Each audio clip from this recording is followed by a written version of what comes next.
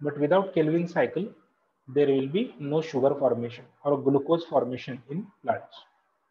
Now, Kelvin cycle includes three different steps as carboxylation, second is reduction, third step includes two sub-steps.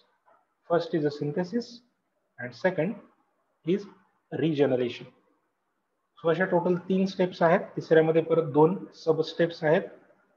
पहिली कार्बोक्झायलेशन, दुसरी step आहे reduction, तिसरी step आहे synthesis and regeneration. ठीक आहे. तिसऱ्यामध्ये तुम्ही असं म्हणू शकता third A is synthesis and third B is regeneration. So in this way, the Kelvin cycle is supposed to operate. So let's continue with the next topic. The actual cycle of proposed by the Dr. Melvin Kelvin in the year of 1957. So this is a famous Kelvin cycle. Now remember, this Kelvin cycle has been slightly modified with respect to the molecules at least. Molecule तसेच आहेत, पण त्याच्यामध्ये मी जरा cycle आता पूर्ण सरळ आपण काढू शकलो असतो, पण जागा पुरत नाही म्हणून मी थोडासा इकडे पाठ हा काही हॉरिझॉन्टली दाखवलाय स्लाइड वरती. Let it be. So let's continue with this. So the first step is carboxylation, second step is reduction. Okay. तिसऱ्या स्टेप मध्ये दोन गोष्टी येतात, सिंथेसिस आणि regeneration. So these are the three different steps involved in the completion of Kelvin cycle. आता kelvin सायकलचं target काय हे समजून घ्या. तुम्हाला जर फोटोसिंथेसिसची रिएक्शन सर्वांना आठवत असेल तर आपण लिहिलं होतं 6CO2 plus 12H2. It gives C6H12O6 plus 6O2 plus 6H2O. आता त्या रिएक्शनचा आपण हाफ पार्ट कंप्लीट केलं. कुठला? Water has been splitted into oxygen. म्हणजे रिएक्टंटच्या साइडचं वॉटर 12H2O मॉलिक्युल्स आणि प्रोडक्ट साइडचा बाय प्रोडक्ट जो आहे 6 oxygen. This part is been completed. आता पार्ट कुठला राहिलाय आपलं कंप्लीट करायचं? 6CO2 आणि प्रोडक्ट साइडला C6H12O6. म्हणजे डार्क रिएक्शन्स मध्ये आपल्याला काय डिस्कस करायचंय? The conversion of carbon dioxide into glucose. म्हणजे आपल्या ह्या रिएक्शनचा स्टार्टिंग मटेरियल काय असेल? CO2 आणि ह्या रिएक्शनचा एंड प्रोडक्ट काय असणार आहे? ग्लुकोज. लक्षात येते? सो कार्बन डायऑक्साइडचं कन्व्हर्जन आपण ग्लुकोज मध्ये इथे कसं होतं ते बघणार आहे व्यवस्थित. Okay, so the first step is the carboxylation. Carboxylation includes the incorporation of atmospheric carbon dioxide into the plants. हा CO2 कुठनं आलाय? It is been from plants itself. Plants sorry, it is been obtained by the plants from atmosphere. Sorry, let me correct. This CO2 is absorbed by the plants from the atmosphere. आता इथे reaction starts with the 6 molecules of carbon dioxide, that is CO2. इथे बघा, इथे काही अंतर सोडून मी जे number लिहिले ते त्याचे नंबर ऑफ मॉलिक्युल्स दाखवतो. So this 6 CO2 starts the reaction by combination with the 6 molecules of RuBP, that is ribulose 1,5-bisphosphate. इसका फुल फॉर्म पुढे दिलेला आहे मी, आतापुरतं समजून घ्या. हा एक शुगर फॉस्फेट आहे जो 5 कार्बन कंटेनिंग शुगर आहे, that is called as ribulose. ठीक है. So this is a 5 carbon containing sugar called as ribulose with the 6 molecules. आता हा प्लांट मध्ये ऑलरेडी प्रेझेंट असतो, नीट समजून घ्या. RuBP हा प्लांट मध्ये ऑलरेडी प्रेझेंट आहे, रायबोलोज बिसफॉस्फेट, आणि CO2 कुठून आलाय? ऍटमॉस्फिअर मधून. इथं खाली ब्लू कलर मध्ये जे लिहिलंय ते एका मॉलिक्युलचं कार्बन स्टेटस दाखवते. म्हणजे CO2 मध्ये किती कार्बन आहेत? 1 कार्बन. आणि रायबोलोज बिसफॉस्फेट मध्ये किती कार्बन आहेत? 5 carbon. So we are starting the reaction with how many carbons now? 6 into 5, 30 carbons, and 6 into 1, 6 carbons. So togetherly we are starting the reaction with 36 carbons. 6 carbons from the 6 CO2 and 30 carbons from 6 ribulose bisphosphate. Okay, इथनं आपण रिएक्शनला सुरुवात करतो. आता ही जी carbon डायऑक्साईडचं incorporation आहे त्याला म्हटलं जातं कार्बोक्झायलेशन. समजा हे तुम्हाला नाव कसं पडलं सांगतो. समजा ऑक्सिजनचं इनकॉर्पोरेशन झालं तर काय म्हणणार आहे तुम्ही त्याला? ऑक्सिजनेशन. Oxygenation, right. ऑक्सिजनचं इनकॉर्पोरेशन झालं तर ऑक्सिजनेशन. इथं CO2 चं होतंय, कार्बन डायऑक्साईडचं होतंय, म्हणून त्याला नाव पडलं कार्बोक्झायलेशन. ठीक आहे. So we will start the reaction with 36 carbon atoms. नाव इथे जो एन्झाइम काम करतो हे रिएक्शन करण्यासाठी त्याला नाव दिलं जातं, it is named as rubisco, CO. ते लिहिलंय बघा मी. This enzyme is called as rubisco. Sorry, it is been dropped by mistake. आता रुबिस्को या एन्झाइमला हे नाव कसं पडलं तुम्हाला सांगतो.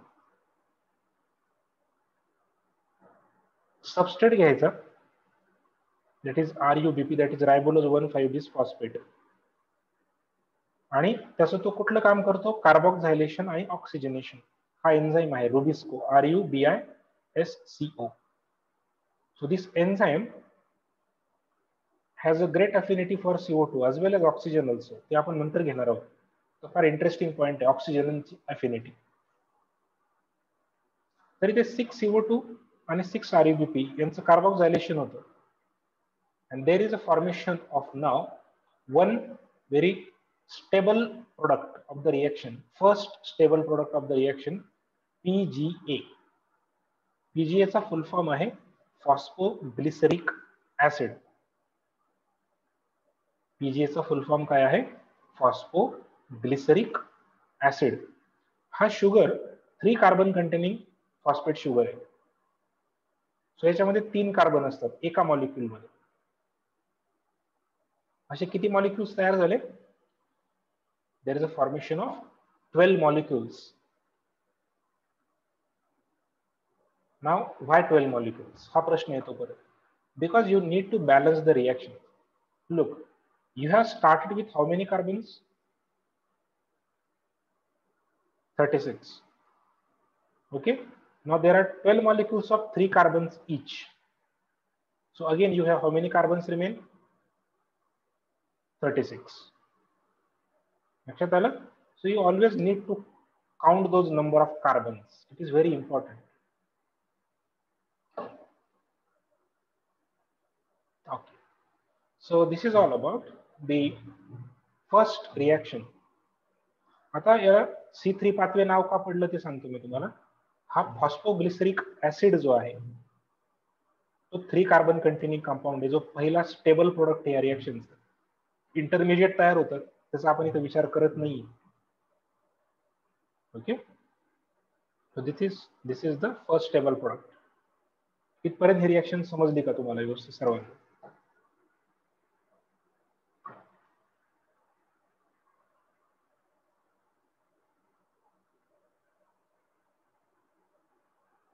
हो सर. येस. बाकीचे कळते की नाही कळते? Yes sir. Yes, sir. Okay. Now there is a second step that is called as reduction. तर रिडक्शन म्हणजे कोणाचं रिडक्शन करायचंय बघा. हा जो फॉस्फोग्लिसरिक ऍसिड आहे या ऍसिडचं कन्व्हर्जन आपल्याला अल्डिहाइड मध्ये करायचं.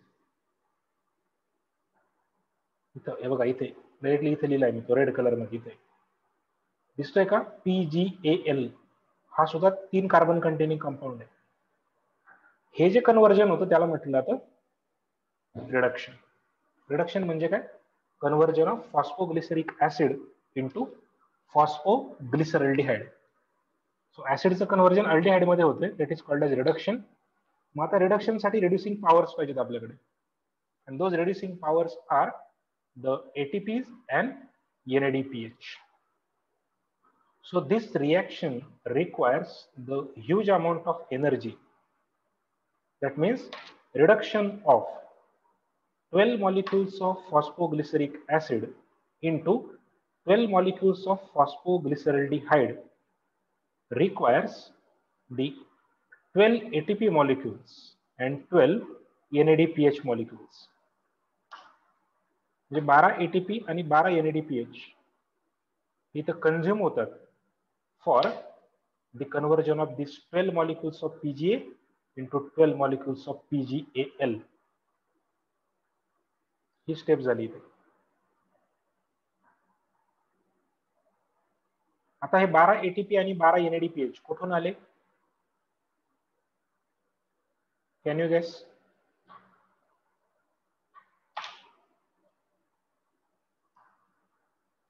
झेड स्कीम मधून. झेड स्कीम मधून, correct.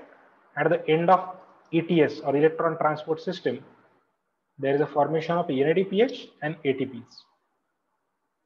These are used for the carbon fixation.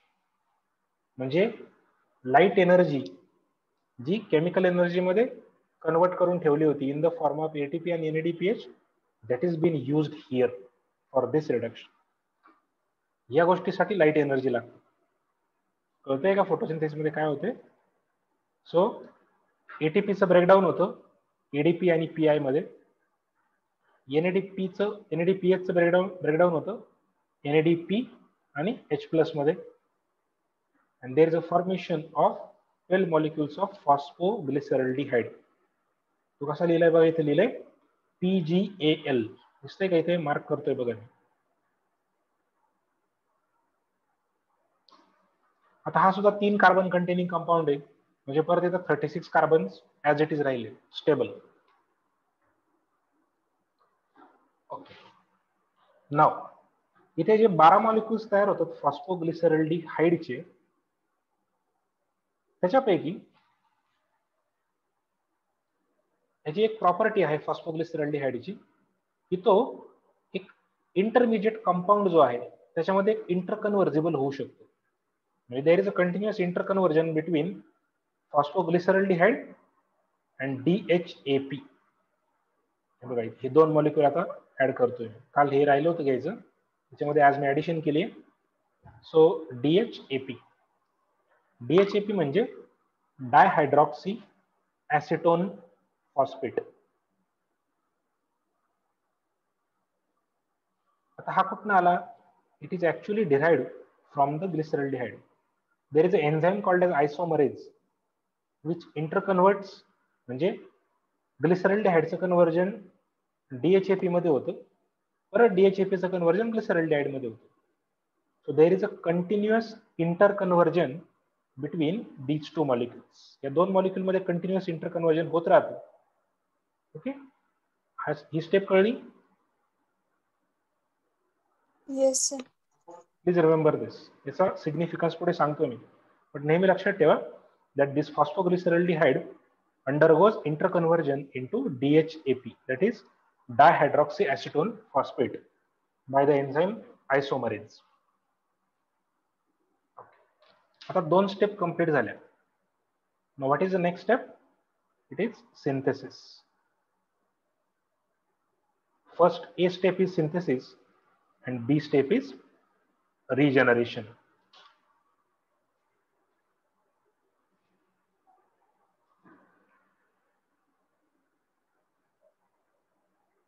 Now in the A phase, that is in the synthesis phase, what will happen?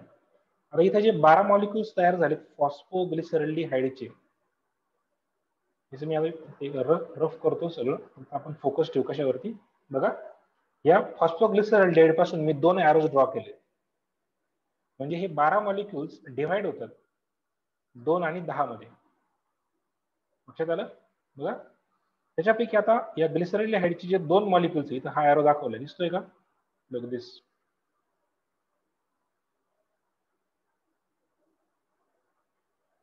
Two molecules of phosphoglyceraldehyde undergo synthesis phase, while 10 molecules undergo regeneration phase. Step कळते? 12 molecule जे तयार झाले त्याच्यापैकी 2 molecule कुठे जातात? Synthesis phase कडे, आणि 10 molecule कुठे जातात? Towards regeneration phase. ओके, आता सिंथेसिस फेज बघू आपण. बघा, ग्लुकोज किती कार्बन कंटेनिंग कंपाऊंड आहे? 6 carbon. 6 कार्बन. त्याचा फॉर्म्युलाच आहे C6H12O6. त्याच्यामध्ये 6 कार्बन आहेत. म्हणजे ग्लुकोज तयार करायचं जर असेल आपल्याला तर किती कार्बनने सुरुवात करावी लागणार आहे? Of course 6 carbon. बरोबर? ओके. PGLच्या एका मॉलिक्युल मध्ये किती कार्बन आहेत? 3 कार्बन. Carbon. बरोबर. मग असे 3 कार्बन असणारे किती मॉलिक्युल जातात? 2 मॉलिक्युल. म्हणजे टुगेदरली किती कार्बन्स? 6 carbon. 6 कार्बन्स. बरोबर. They are leading for synthesis. आणि आता इथे हे जे 2 मॉलिक्युल्स आहेत हे इंटरकन्व्हर्जेबल होतात फॉस्फोग्लिसरॉल्डिहाइड आणि DHAP मध्ये. आणि मग एक मॉलिक्युल ग्लिसरॉल्डिहाइडचा, एक मॉलिक्युल DHAPचा, दॅट इज डायहायड्रॉक्सीएसिटोन फॉस्फेट, हे दोघं मिळून तयार करतात first sugar of 6 carbon, that is called as fructose 1,6 diphosphate.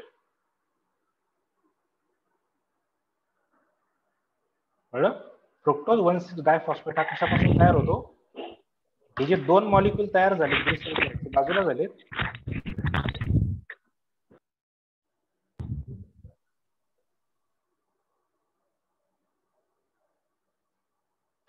जे 2 मॉलिक्युल आहेत त्यातला एक मॉलिक्युल DHAP मध्ये कन्वर्ट होतो आणि मग तो त्याच्यासोबतच रिॲक्ट करतो परत. म्हणजे ग्लिसरॉल्डिहाइड आणि DHAP हे दोन एकमेकांसोबत रिॲक्ट होतात या 2 मॉलिक्युल मध्ये, and they will form fructose 1,6 diphosphate.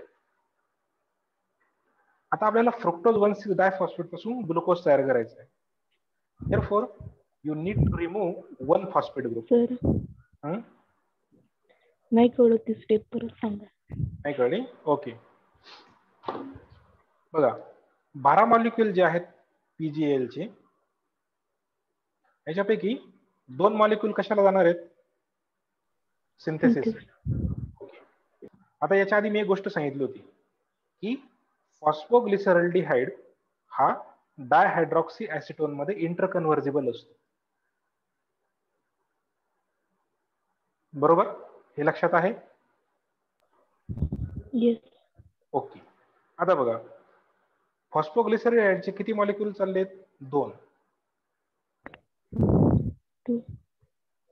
या 2 मधला एक मॉलिक्यूल DHAP मध्ये कन्वर्ट होतो. या 2 पैकी एक मॉलिक्यूल कशामध्ये कन्वर्ट होईल? डायहायड्रॉक्सी ऍसिटोन फॉस्फेट मध्ये. आणि एक मॉलिक्यूल कशाचा राहील? फॉस्फोग्लिसरॅल्डिहाइड्स. आणि ह्या दोघांची सोबत रिएक्शन होती. ते इंटरकन्व्हर्जेबल असले तर एकमेकांसोबत रिएक्ट करतात. and then they will form fructose 1,6 diphosphate.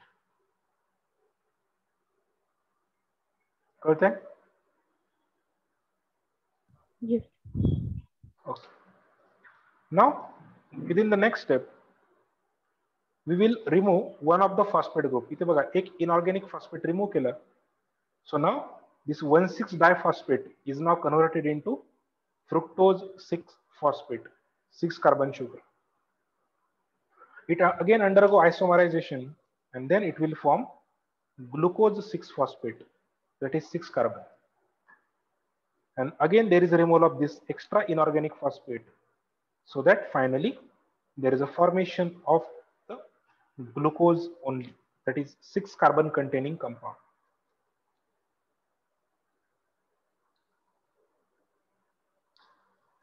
म्हणजे सर ग्लायकोलिसिसच आहे ना हे? नो नो नो, ग्लायकोलिसिस म्हणजे उलटी रिएक्शन असते बाळा. ओके. हे बघ, तुझं म्हणणं अगदी बरोबर आहे. केल्विन सायकल आणि ग्लायकोलिसिस एकमेकाच्या कम्प्लीट अपोजिट काम करतात. हो. हा पाथवे ना एक्झॅक्ट उलटा रन करायचा. ग्लुकोज कडून असं उलट जायचं, return up to this, up to the PGA आणि फायनली CO2. असं केलं तर ग्लायकोलायसिस, आणि ही रिएक्शन फॉरवर्ड केली तर केल्विन सायकल. ओके. पाथवे अजिबात बदलत नाही, रिएक्शन सगळं सेम असतं. Only the difference, forward reaction is Kelvin cycle and the reverser of the Kelvin cycle is glycolysis. तिथे पण DHAP, PGL सगळे बघा ग्लायकोलायसिस मध्ये सुद्धा. ते आपण रेस्पिरेशन मध्ये घेणार आहोत पुढे. ठीक आहे? ओके, मला सांगा आता सर्वांना, ग्लुकोसिंथेसिस कळलाय का कसा होतो? Yes sir. Yes. ओके, आता अजून या 10 मॉलिक्यूलचा प्रश्न राहिला, बरोबर?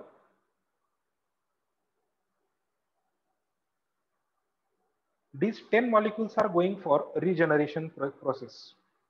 रिजनरेशन म्हणजे काय?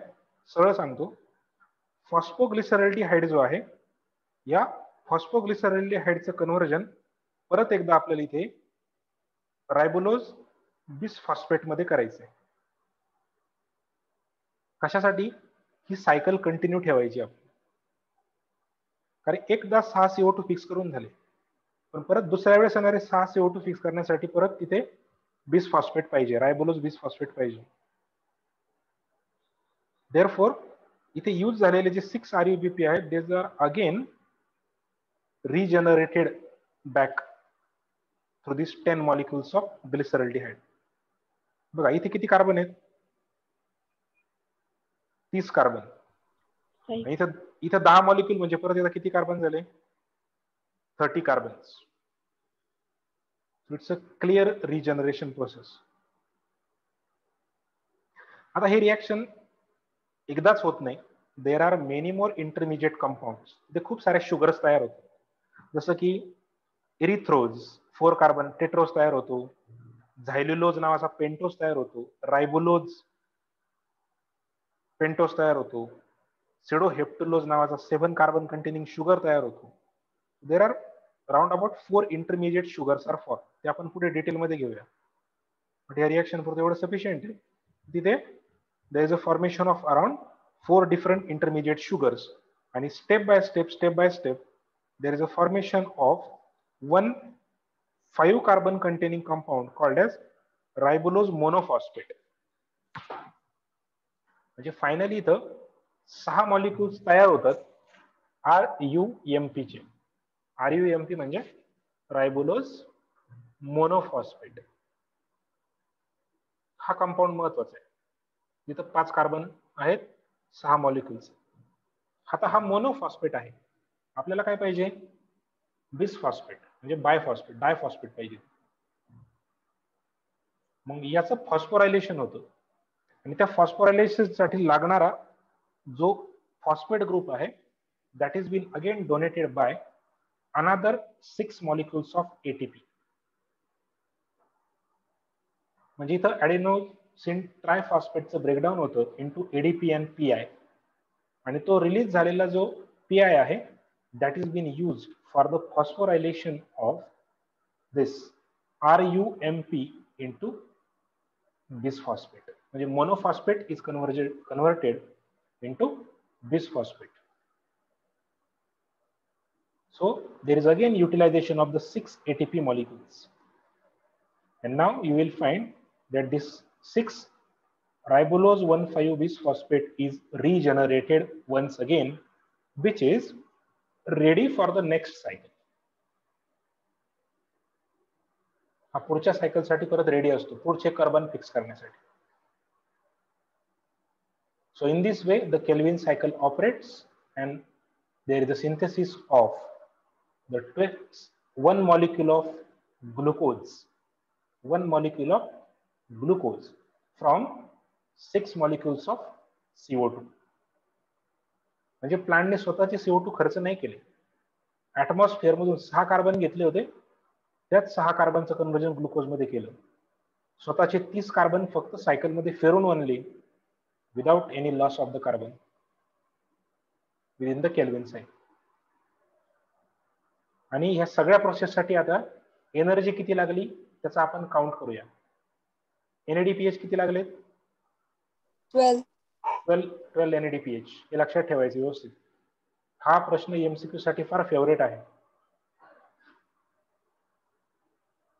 That means in Kelvin cycle, for the formation of one glucose molecule requires 12 molecules of NADPH. And how many ATP molecules are required now? 18.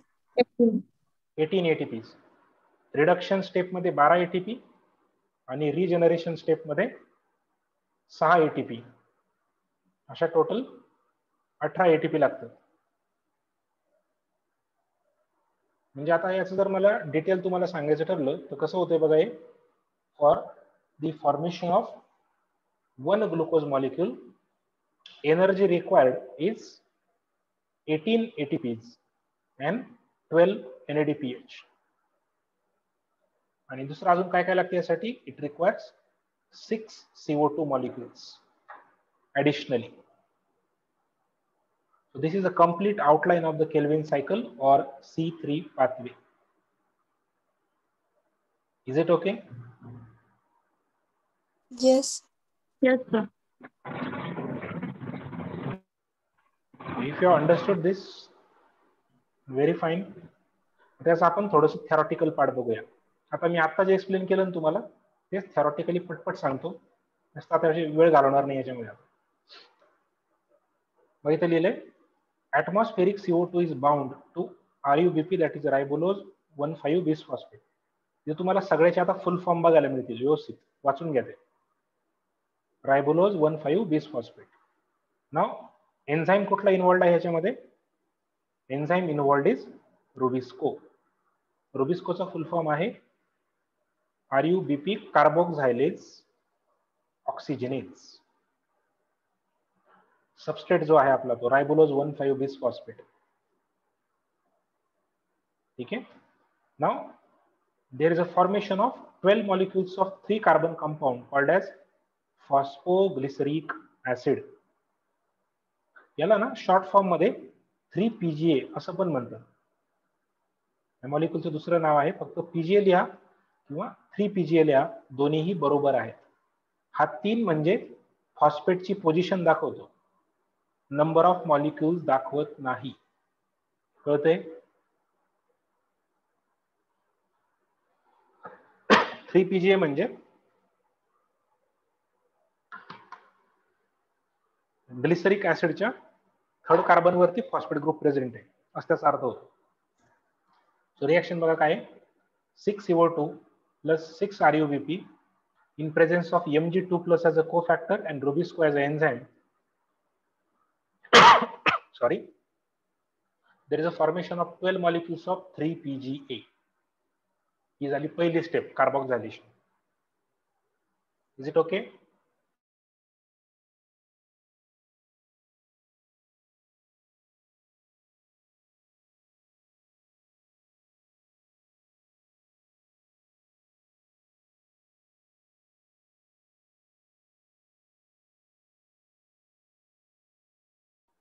There is a second step of reduction.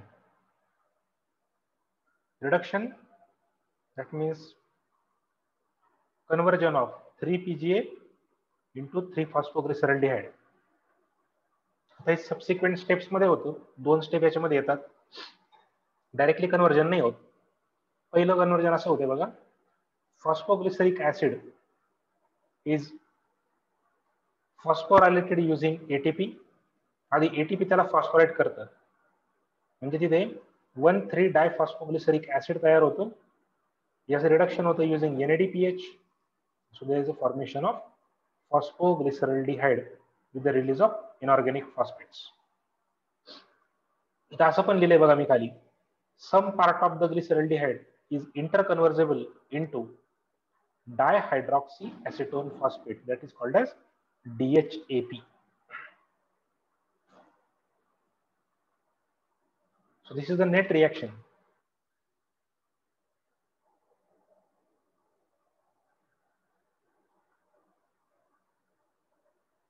So this is a step of reduction where there is a conversion of, म्हणजे ATP आणि NADPH एकदाच use नाही होत.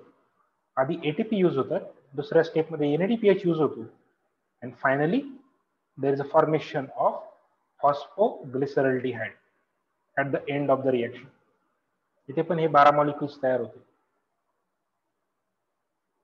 मग तिसरी step आपण पाहिली. आता याच्यामध्ये ए पार्ट पाहिला आपण, सिंथेसिस. बघा इथे नीट लिहिलंय, out of the 12 molecules of glyceraldehyde only 2 take part in the glucose synthesis. म्हणजे 2 molecule of 3 carbon equal to 1 molecule of 6 carbon म्हणून. ठीक आहे. आता बघा इथे लिहिलंय, phosphoglyceraldehyde and dihydroxyacetone phosphate combine to form fructose 1,6-diphosphate.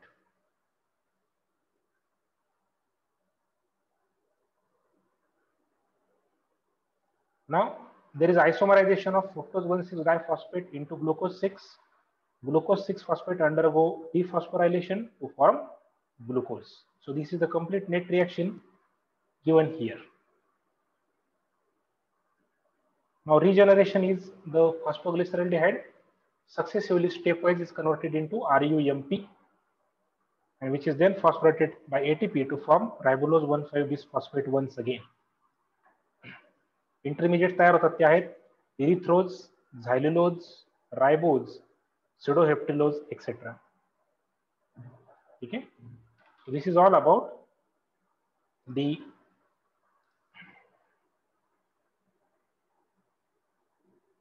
Kelvin cycle with the diagram and with the explanation. So please tell me, are you okay with this?